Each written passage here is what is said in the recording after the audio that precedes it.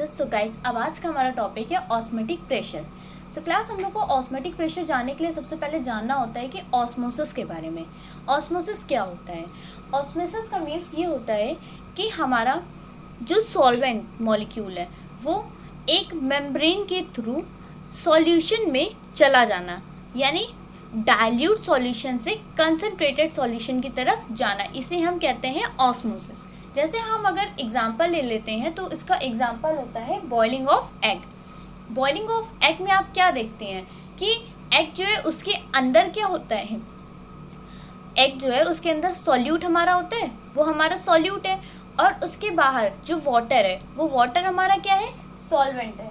और वो सॉल्वेंट जो है वो सॉल्यूट के अंदर जाता भी कंप्लीटली तरीके से नहीं है, बस ये उसे बॉईल कर देता है। क्या करता है, उसे बॉईल कर देता है, और हमारा जो सॉल्वेंट है वो सॉल्यूट जो है वो हमारा तैयार हो जाता है। और उसके बीच में जो उसकी कवर होता है, दैट्स मीन जो उसका छिलका होता है वो क्या होता है कि एक तरीके से परमिएबल मेम्ब्रेन है। तो इसी को हम बोलते हैं कि ऑस्मोसिस।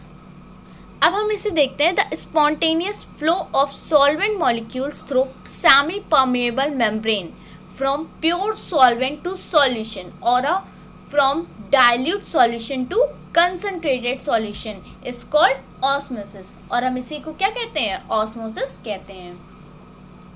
उसके बाद हमारा आता है when a pure solvent and solution kept in contact with each other. अगर हम प्योर सॉल्वेंट और सॉल्यूशन को एक दूसरे के पास रखते हैं, then the flow of molecules of solvent molecules का जो फ्लो है सॉल्यूशन की तरफ होना, यानी जो हमारा सॉल्यूट पार्टिकल है वो किस तरफ जा रहा है, हमारे प्योर सॉल्वेंट की तरफ, इसे हम क्या कहते हैं, डिफ्यूज़न। यानी अभी तक कि हमारा क्या हो रहा था, सॉल्वेंट जो है वो फ्लो कर रहा था, लेकिन अब वहीं पर हमारा जो फ्लो है वो सॉल्यूट करेगा। ओके क्लास, और इसे हम बोलते हैं डिफ्यूज़न। और इस डिफ्यूज़न को करने के लिए हमें किसी भी मेम्ब्रेन की ज़रूरत नहीं होती है। सो ये हमारा फर्स्ट डिफरेंस भी होता है एक तरीके से। अगर आपसे कोई पूछे कि ऑस्मोसिस और डिफ्यूज़न में डिफरेंस बताइए, तो आप डिफरेंस आप पहला ये बता सकते हैं कि उसमें सॉल्वेंट मॉलिक्यूल्स का फ्लो होता है और इसमें सॉल्यूट मॉलिक्यूल्स का फ्लो होता है। दूसरा डिफरेंस होता है कि हमारे ऑस्मोसिस में परमिएबल मेम्ब्रेन की ज़रूरत होती है, लेकिन डिफ्यूज़न में परमिएबल मेम्ब्रेन की ज़रूरत हमें नहीं होती है। ओके क्लास, सो अब देखिए, in solution having some osmotic pressure, अगर कोई ऐसा ऑस्मोसिस है, कोई ऐसा सॉल्यूशन है जिसमें ऑस्मोटिक प्रेशर हो रहा है, तो हम उसे कौन सा सॉल्यूशन बोलते हैं, आइसोटोनिक सॉल्यूशन। उसे हम बोलते हैं आइसोटोनिक सॉल्यूशन। और वहीं पर क्लास आप देखिए, द टू डिफरेंट सॉल्यूशन, दोनों सॉल्यूशन कैसे हैं, डिफरेंट हैं, हुज ऑस्मोटिक प्रेशर, और उसका ऑस्मोटिक प्रेशर ज़्यादा है, हाई। अगर उसका ऑस्मोटिक प्रेशर ज़्यादा है तो हम उसे बोलेंगे हाइपरटोनिक, और वहीं पर अगर उसका ऑस्मोटिक प्रेशर लो है तो हम उसे बोलते हैं हाइपोटोनिक सॉल्यूशन। सो क्लास, ये छोटे छोटे पॉइंट्स थे जो मैं आपको क्लियर करती जा रही हूँ। सो अब देखिए, उसके बाद आता है solution which ideal gas equation is known as van't Hoff equation. Ideal gas equation को हम बोलते हैं वॉन्ट ऑफ इक्वेशन।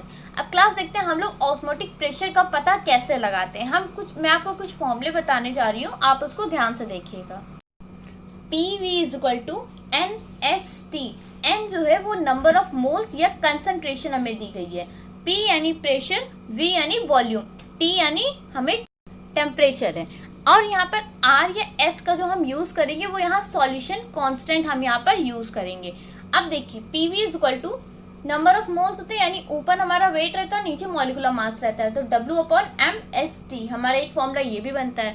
फिर एक फॉर्मूला हमारा बनता है PV is equal to NRT। फिर P जो है उसका जो V है वो हमने क्या कर दिया, इसकी डिनोमिनेटर में ले गए N/V। ये हमारा क्या होता है, मोलारिटी होती है।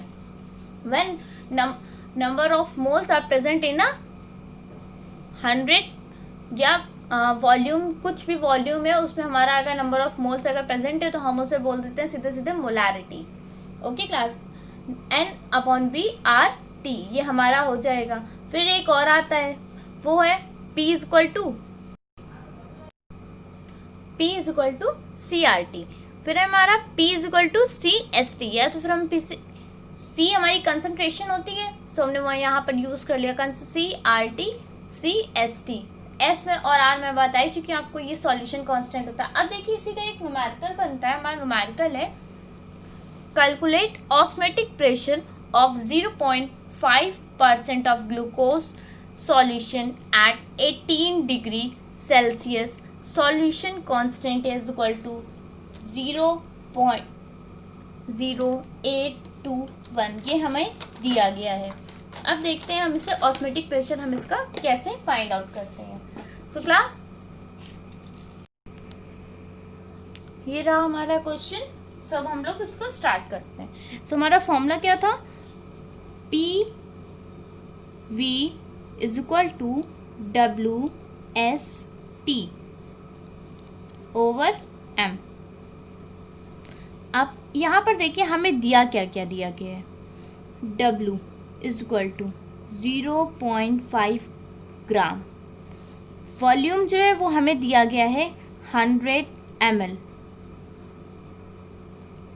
ओके क्लास, वॉल्यूम हमें जो है वो इसका दिया गया है 100 ml। उसके बाद है फिर temperature is equal to 18 degree Celsius, हम लेकिन कैल्विन में निकालेंगे तो 273 इसमें ऐड कर देंगे। 273 इसमें ऐड किया तो हमारा होल कितना गया है 192, यानी टेम्परेचर जो है वो 291 कैल्विन हो गया है अब इसका। सॉल्यूशन कांस्टेंट यहाँ पर हम लोग S यूज़ कर रहे हैं तो S इज इक्वल टू 0.0821 हो गया।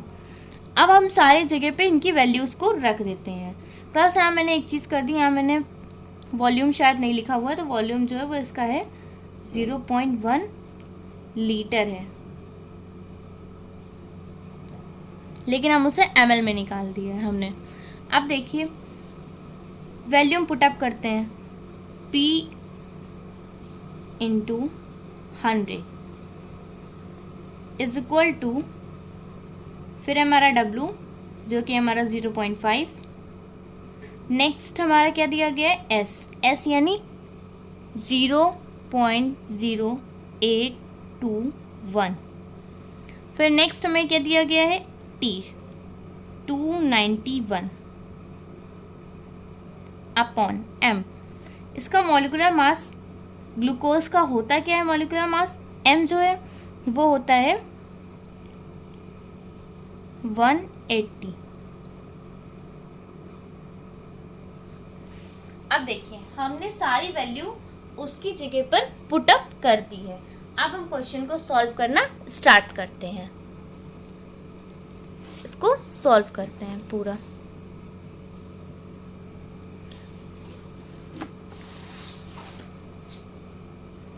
ये पॉइंट रिमूव आउट किया 10, ये पॉइंट रिमूव आउट किया 40, 1 2 3 4, टोटल कितना होगा 5 और 1 6 0 फिलहा लिया। अब देखिए हमें सिर्फ P निकालना है, प्रेशर यानी 0 P is equal to 0.5 into 821 into 291 into upon 18 into 10 to की पावर 1 2 3 4 5 तो ये हो गया, 6 ये हो गया, 7 8, 10 टू की पावर 8 यहाँ पर पावर आ गई। अब हम इसे सॉल्व करेंगे। सो अब देखिए सॉल्व करेंगे तो पहले हम इसे क्या करेंगे, इसे देखते हैं 18 से कितना ये कैंसिल हो जाएगा। पहले ऊपर का पूरा कैलकुलेट कर ले रहे हैं, फिर 18 से सीधे सीधे हम इसको डिवाइड कर दे रहे हैं। सो ये हमारा इजी हो जाएगा। फिर नीचे से हमारे 10 टू की पावर 8 है ये, इससे हम इसमें पहले हम 3 से इसे कैंसिल कर लेते हैं। 3 6 जा 3 7 जा 2, फिर ये 3 9 जा 97 यहाँ हो गया। अब देखते हैं, अब तो कुछ 6 से कैंसिल नहीं होगा। सब क्या करते हैं, ऊपर का पूरी वैल्यू को मल्टीप्लाई करा लेते हैं। 97 इंटू 2 इंटू 821 इंटू 5, जब हम इसका मल्टीप्लाई कराएंगे और फिर उसके बाद जब हम इसे पूरा 6 इंटू 10 टू की पावर 8 से डिवाइड 0.692 इसका निकल करके आता है ATM। इसका प्रेशर हो जाएगा। अब इसी के बाद हमारा एक और न्यूमेरिकल है, हम लोग उसे भी पढ़ लेते हैं। Okay class, calculate osmotic pressure of m/10, यानी हमारा जो सॉल्यूशन दिया गया है वो 1/10 है। सॉल्यूशन ऑफ यूरिया, किसका सॉल्यूशन है? यूरिया का सॉल्यूशन है, और इसमें टेम्परेचर हमें 27 डिग्री सेल्सियस दिया गया है।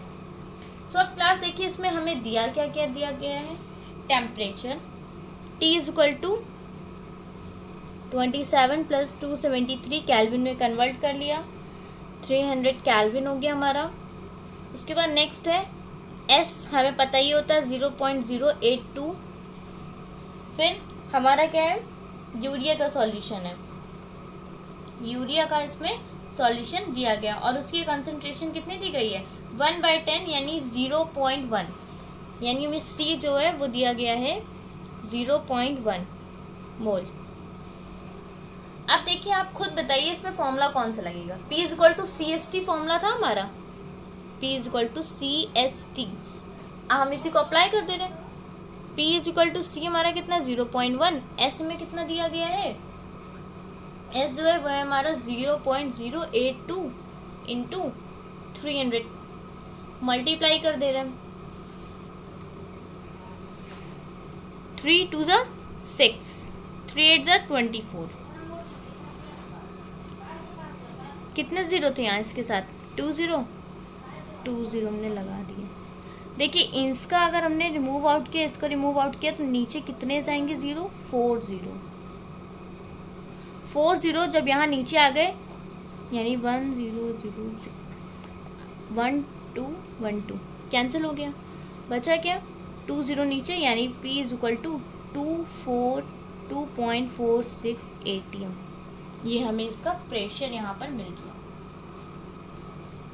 ओके क्लास, अब इसके बाद जो नेक्स्ट आता है वो है elevation in boiling point.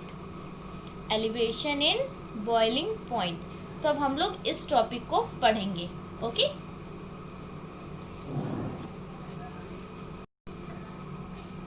Elevation in boiling point में ये होता है कि जो हम किसी नॉन वॉलेटाइल सॉल्यूट को हमारी प्योर सॉल्वेंट में ऐड करते हैं, तो उसका जो बॉइलिंग पॉइंट होता है वो प्योर सॉल्वेंट का हमारा ज़्यादा होता है।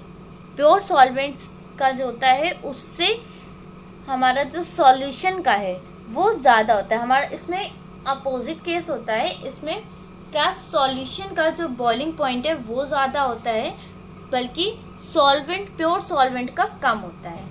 जैसे कि when we add non volatile solute in a pure solvent, then the boiling point of solution is always greater than the pure solvent. So the difference, जो इन दोनों का डिफरेंस होता है, boiling point of solution and boiling point of pure solvent, is called, और इन्हीं दोनों के डिफरेंस को हम बोलते हैं elevation in boiling point.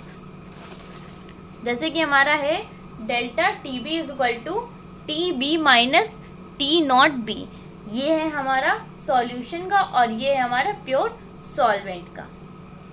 For a small range of concentration the rise in temperature is directly proportional to the decrease in vapour pressure. For a dilute solution, the decrease in vapor pressure, जो हमारा vapour pressure जो है वो कम है, वो directly proportional किसके होता है? मोलालिटी के होता है ऑफ द सॉल्यूशन। जैसे कि हमारा ये जो फर्स्ट पॉइंट हमारा ये था, delta TB is direct proportional to vapour pressure and M is direct proportional to vapour pressure, यानी हमारा जो मोलालिटी है वो भी किसके डायरेक्टली प्रोपोर्शनल है? वेपर प्रेशर के। तो यानी इस केस से ये चीज़ साबित हो गई, ये चीज़ क्लियर हो गई हमारी कि डेल्टा TB जो है वो डायरेक्टली प्रोपोर्शनल है किसके? मोलालिटी के। सो अब देखिए, हमने यहाँ से क्या करा? प्रोपोर्शनल का साइन को रिमूव किया और हमने यहाँ पर यूज़ किया है KB, कांस्टेंट यूज़ कर दिया। Delta TB is equal to KBM। KB जो है वो कांस्टेंट है, कौन सा? मोलर एलिवेशन कांस्टेंट है हमारा। अब देखिए, delta TB is directly proportional to the VP। Delta TB is directly proportional to the VP। Okay class, फिर है VP is directly proportional to mole fraction of the solvent. फिर है हमारा delta. इसी से देखिए ये चीज़ क्लियर हो गई, वेपर प्रेशर इसके भी डायरेक्टली प्रोपोर्शनल, इसके भी डायरेक्टली प्रोपोर्शनल, तो यानी डेल्टा टी भी जो है वो मोल फ्रैक्शन के भी डायरेक्टली प्रोपोर्शनल होगा। तो हमने डायरेक्टली प्रोपोर्शनल का साइन रिमूव करके के का यूज़ किया है। यहाँ पर के जो है वो हमने एज अ कांस्टेंट यूज़ किया प्रोपोर्शन को साइन के रिमूव करने की वजह से। Elevation in boiling point for 1 mole solution or the solution in which 1 mole of solute is dissolved is called 1 kg solvent. In 1 kg solvent is called molar elevation constant. हम molar elevation constant किसे कहते हैं? जिसमें 1 molar यानी 1 mole of solute जो है वो dissolve है 1 kg ऑफ सॉल्वेंट में, हम उसी को बोलते हैं मोलर एलिवेशन कांस्टेंट। और इसका फॉर्मूला होता है Kb is equal to MRTB naught square upon 1000 into delta HV। HV जो है यहाँ पर ये इंथैल्पी ऑफ वेपोराइजेशन है। और फिर यहाँ पर हमारा आता है next delta TB is equal to KBM। हमारा क्या आता है? Delta TB is equal to KBM। फिर हमारा आता है मॉलिकुलर मास ऑफ सॉल्यूट। हम मॉलिकुलर मास ऑफ सॉल्यूट क्या आप निकालें, कैसे निकालें? अगर हमारा दिया गया है KB into WB into 1000 upon delta TB into WA। यहाँ पर देखिए ये जो WB है ये हमारा सॉल्यूट है, वेट ऑफ सॉल्यूट, और ये हमारा वेट ऑफ सॉल्वेंट। और यहाँ पर हम मॉलिकुलर मास ऑफ किसका निकाल रहे हैं? सॉल्यूट का। ओके क्लास, अगर हमें ये सारी चीज़ें दी गई हैं तो मॉलिकुलर मास ऑफ सॉल्यूट इसमें निकाल सकते हैं। किसमें? मोलर एलिवेशन कांस्टेंट में भी। अब उसी को बेस पर एक क्वेश्चन हमारा बनता है, the boiling point of solution containing 50 gram of non volatile solute. Boiling point of solution containing कितना कंटेन कर रहा है? 50 gram of non volatile solute. किसमें? 1 kg ऑफ सॉल्वेंट में, जिसका 0.5 degree higher than that of pure solvent, ज़्यादा है temperature. Determine molecular mass, हमें मॉलिकुलर मास को निकालना है। गिवन हमें मॉलिकुलर मास की हमें यहाँ पर ज़रूरत नहीं है, मॉलिकुलर मास ऑफ सॉल्वेंट की, लेकिन उन्होंने दे दिया है फर्जी। ओके, अब देखिए यहाँ पर Kb जो उन्होंने दिया गया वो 2.53 केल्विन पर मोल दिया गया है। अब देखिए हमें मॉलिकुलर मास का हम ऊपर फॉर्मूला लिखे चुके थे, M is equal to KB into WB into 1000 upon delta TB into WA। अब हम इसे देखते हैं, सॉल्व करते हैं। पहले ये देखते हैं इसमें दिया क्या क्या गया है। हमने लिख लिया M is equal to KB हमें दिया गया था 2.53, WB यानी वेट ऑफ सॉल्यूट हमें दिया गया था 50, फिर 1000 इन अपॉन डेल्टा TB जो है वो हमें दिया गया है 0.5 इंटू WA का मीन्स है वेट ऑफ सॉल्वेंट जो है वो हमें यहाँ पर दिया गया है 1 kg, हम उसे 100 ग्राम लिख लेंगे। अब देखते हैं, सॉल्व करते हैं इसे। यहाँ से पॉइंट रिमूव किया, यहाँ से पॉइंट रिमूव किया, 1.10 और नीचे आ गए 1 2 3 कैंसिल, 5 से 5 कैंसिल हो गए। यहाँ सिर्फ बचा हुआ है 253 डिवाइडेड 10, तो इसका हो जाएगा मॉलिकुलर मास 25.3 मोल, इसका ये आ जाएगा। ओके क्लास, सो kg पर मोल हो जाएगा इसका, kg पर मोल। ये ग्राम पर मोल इसका निकलेगा, फिर हम इसे क्या करेंगे, kg पर मोल में निकालेंगे। तो kg पर मोल में जब हम इसे निकालेंगे तो 1000 से डिवाइड कर देंगे इसका। जब हम इसका 1000 से डिवाइड कर देंगे तो यहाँ पर आ जाएगा 0.0253 kg पर मोल इसका आंसर हो जाएगा। Okay class, kg।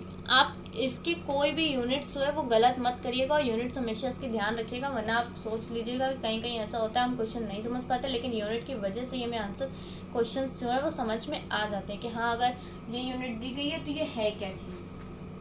अब देखिए उसी के साथ ही हमारा नेक्स्ट क्वेश्चन है, वो नेक्स्ट क्वेश्चन आता है, देखिए क्या है। 0.90 ग्राम of non electrolyte was dissolve in 87.9 gram of benzene. हमारा 0.90 ग्राम ऑफ नॉन इलेक्ट्रोलाइट जो है वो डिजॉल्व किया गया है 87.9 ग्राम ऑफ बेंजीन में, यानी 0.90 वो है वो हमारा है सॉल्यूट, और सॉल्वेंट हमें दिया गया है 87.9 ग्राम।